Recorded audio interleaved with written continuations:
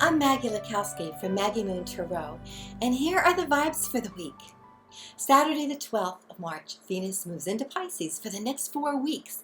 Venus and Pisces add sweetness in the air. There seems to be a dreamy quality around our relationships and can add beauty and creativity to all that we touch.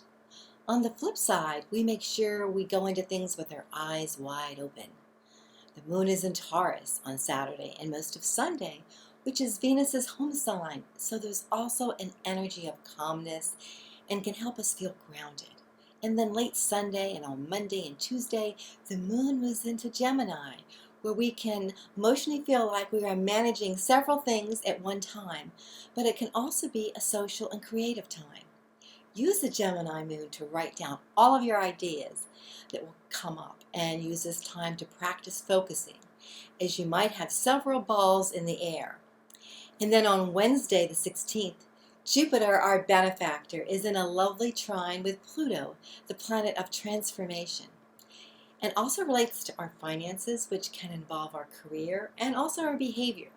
This trine is in the earth signs of Capricorn and Virgo. And the moon is in Cancer, so it can also touch on areas of health, how we nurture ourselves. So there can be improvement in these areas if we decide to behave our way to success. And there's a quote from Dr. Phil. You must stretch and behave your way to success, even if it feels fake, until you make it.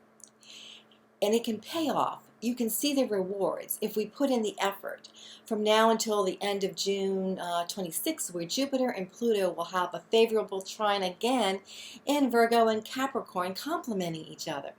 So this can be a nice power day and herald in some good things to come, right before we usher in the spring equinox in the northern hemisphere, and the sun moves into the sign of Aries the following week.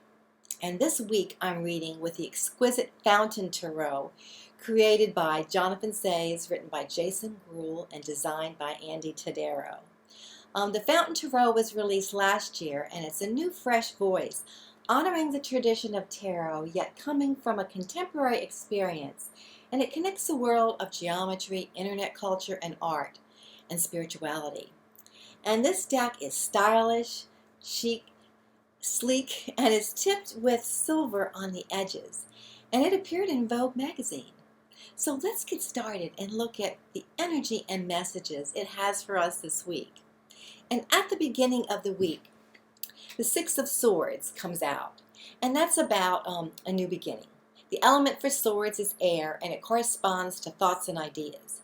You can see the back of a figure rowing a boat, moving from darker water to calmer water, towards a brighter horizon.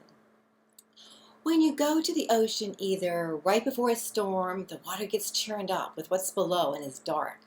The same is true for us. When we experience a stormy time, we feel like things are churned up inside of us and can experience that unsettled feeling in our stomach. And our body is made up of 65% water, so that's not surprising. And this card can mirror our anxiety, how it affects our mental state or thoughts.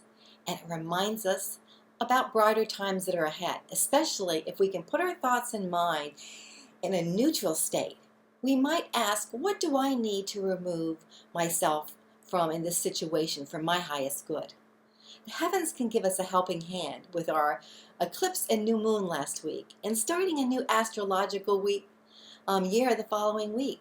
So I often hold my hand out and ask the divine to take it. Walk with me and show me what I do need to focus on, and things seem to fall away that are not in my highest good.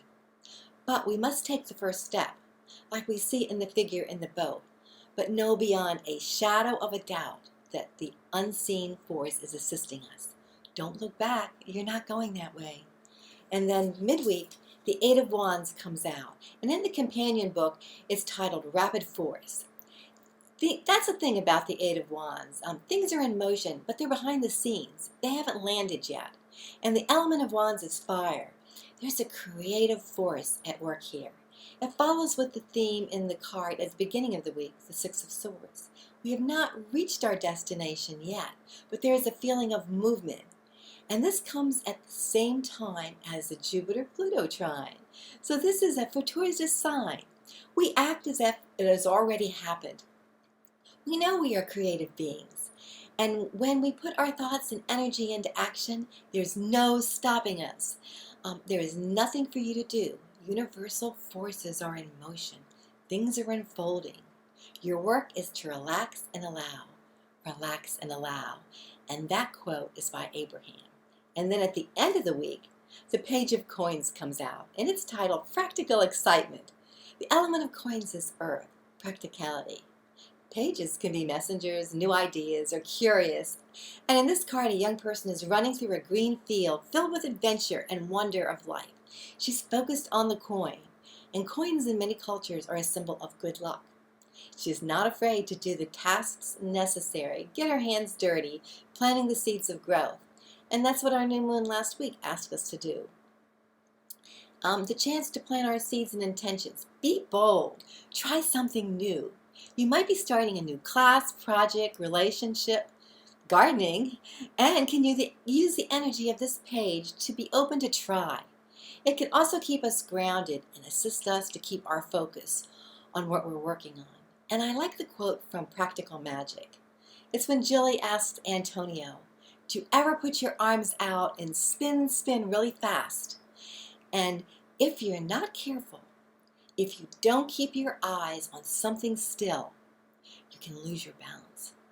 Jilly was talking about love, but it also can apply to every area of our life. So the Page of Coins can remind us to keep our balance this week. And that, my friends, are the vibes for the week.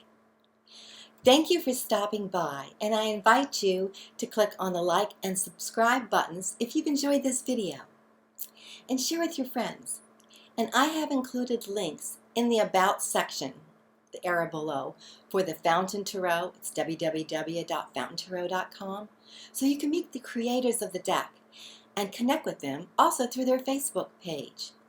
And I've included a link to my website, MaggieMoonTarot.com, if you'd like to contact me or schedule a reading.